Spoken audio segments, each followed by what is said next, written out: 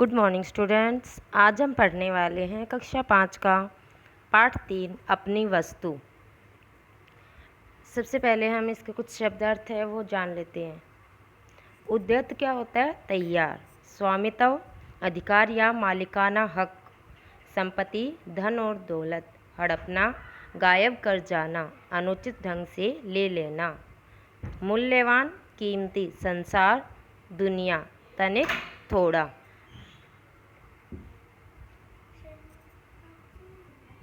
पढ़ते हैं चैप्टर अपनी वस्तु।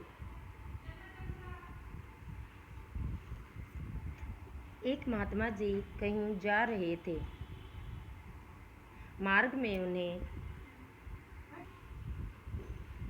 उन्हें एक स्थान पर दो व्यक्तियों को ऊंची आवाज में बोलते सुना।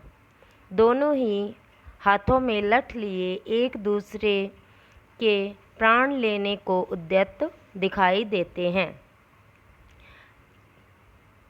उद्यत का क्या बताया था मैंने?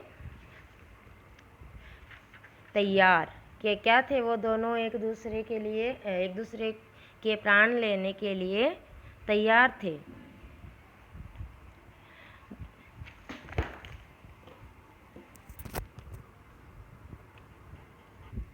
एक कहता था कि यह भूमि मेरी है और मैं इसका स्वामी हूँ, जबकि दूसरा उस भूमि को अपना बतला रहा था। उस भूमि पर अपना अपना स्वामित्व जताने के लिए दोनों ही क्रोध से लाल पीले हो रहे थे, अपने अपने पक्ष में दलीलें दे रहे थे। तो एक साधु संत है, वो कहीं एक मतलब रास्ते से गुजर रहे थे। वहाँ पर उसने क्या सुनाई दिया कि दो आदमी बहुत ही ऊंची आवाज़ में यानी कि बहुत तेज़ ध्वनि से बात कर रहे थे, यानी झगड़ा कर रहे थे। उनको बोलते हुए सुना। दोनों के हाथ में क्या था? एक बड़े बड़े डंडे थे और दोनों एक दूसरे की जान लेने के लिए तैयार दिखाई दे रहे थे।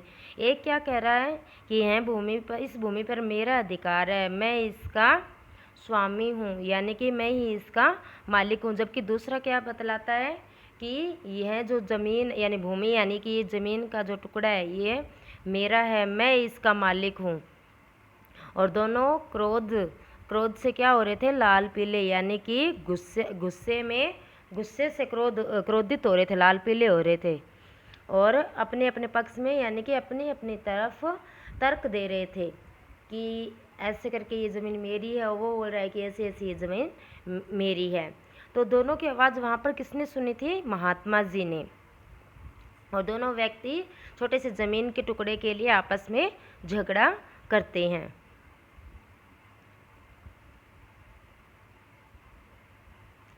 ये तो आप लोगों ने भी देखा होगा कि अधिकतर छोटी ज़मीन के लिए बहुत सी जगह आपस में लड़ाई झगड़े होते हैं।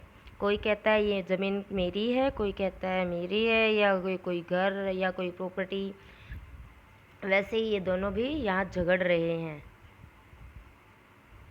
संत महात्मा तो स्वभाव से ही दयालु एवं परोपकारी होते हैं। संत महात्मा सदैव सबका भला ही चाहते हैं। उन्होंने मन ही मन विचार किया कि ये दोनों लड़ाई झगड़ा करके व्यर्थ ही अपने प्राण गंवाने पर तुले हुए हैं। अतएव इन्हें समझा बुझाकर शांत करके इनका आपस में समझौता कराने का प्रयास कराना चाहिए। यह सोचकर वे उनके निकट गए और उन्हें संबोधित करते हुए बोले। संबोधित यानी कि पुकारना। हे भद्र पुरुषों, तुम लोग कौन हो और आपस में झगड़ा क्यों कर रहे हो?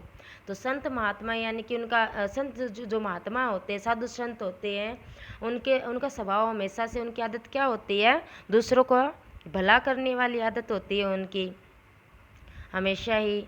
तो उन्होंने क्या सोचा कि ये जो दोनों आदमी हैं, उन्होंने मन में सोचा कि दोनों आदमी हैं, ये बेकार में ही अपने जान देने के लिए तुले हुए हैं आपस में।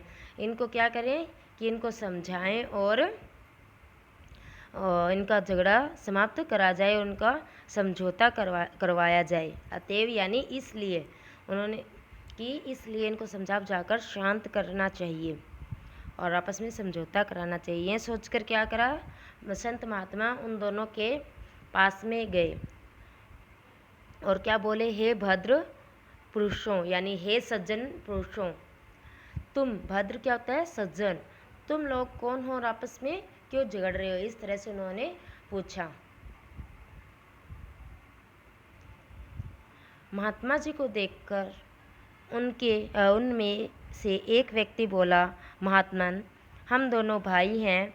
हमारे पिता के मरते समय अपनी संपत्ति का जो बंटवारा किया था, हमारे पिता ने जो मरते समय अपनी संपत्ति का जो बंटवारा किया था, उसके अनुसार इस भूमि का मालिक मैं हूँ, फिर भी यह व्यर्थ ही झगड़ा कर रहा है। दूसरा व्यक्ति तत्काल चिल्ला उठा, महाराज, यह बिल्कुल झूठ बोल रहा है। क्या है कि ये बिल्कुल झूठ बोल रहा है, यह भूमि इसके भाग में नहीं बल्कि मेरे भाग में आती है, इसलिए इसका असली मालिक मैं हूँ। यह झूठ मूठ ही इसे अपने बतलाकर मुझे डरा धमकाकर इसे हड़पना चाहता है। यानी कि उसमें से एक आदमी क्या बोलता है कि महात्मा जो पुरुष जाते हैं ना, उसको बताता है कि महात्मा जी, हम दोनों भाई हैं और हम इस ज़मीन के टुकड़े के लिए लड़ाई करें कि जब मेरे पिता मरे थे ना, तो उन्होंने क्या करता, हमारी ज़मीन का बंटवारा किया था। एक तो कहता मेरी, दूसरा कह रहा मेरी, वो कह रहा है कि वो झूठ बोल रहा है, दूसरा कह रहा है कि वो झूठ बोल रहा है। तो एक कह रहा है कि ये हड़पना चाहता है, यानी कि ये छीनना चाहता है, दूसरा कह रहा है कि ये छीनना चाहता है। इस तरह दोनों आपस में उस महात्मा पुरुष को, साधु संत को क्या कहते हैं, उस संत को, कि हम इस बात के लिए झगड़ा कर रहे हैं।